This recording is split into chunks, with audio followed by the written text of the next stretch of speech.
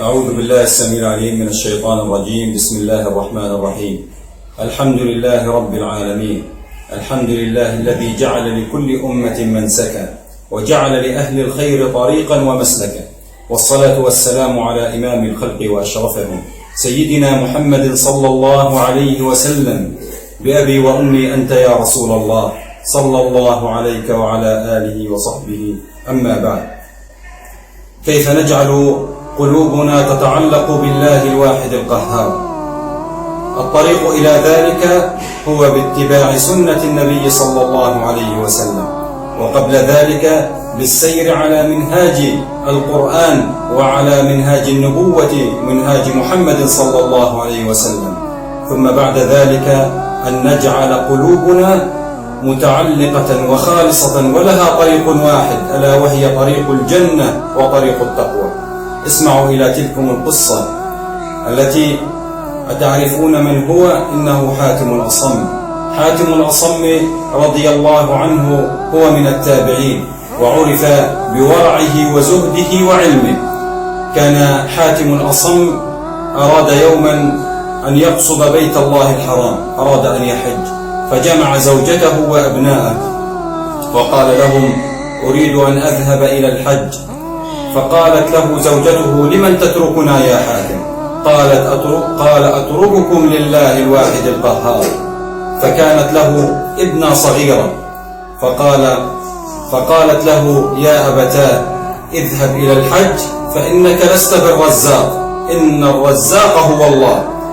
وذهب حاتم إلى الحج، وما هي إلا أيام قليلة حتى نفذ الطعام ونفذ الشراب، فجاءت الأم والإخوة والأبناء يقصدون تلكم الطفلة. قالوا لها: أنت الذي قلت لأبانا أن يخرج، وها نحن اليوم لا نجد الطعام.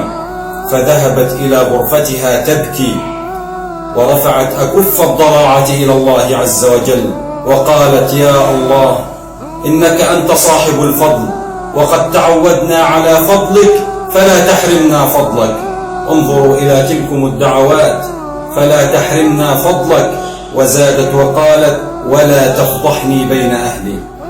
ثم ما هي إلا عن لحظات، وكان الجو معتم وليل، فكان أمير القرية يبحث ويتجول في القرية، فأصابه عطش شديد أمام منزل حاتم الأصم، فقال لأحد حراسه: اطرق الباب وأت لنا بشربة ماء. فطرق الباب، ففتحوا له الباب وطلب شربة ماء للأمير، فأحضروا شربة الماء فشرب الأمير. ثم سأل هذا الأمير: لمن هذا البيت؟ قالوا: هذا بيت حاتم الأصم. قال: الزاهد العابد؟ قالوا: الزاهد العابد. قال: حقا علينا أن نسلم عليه. قالوا: إنه في الحج. فقال الأمير: حقا علينا أن نكرم أهله.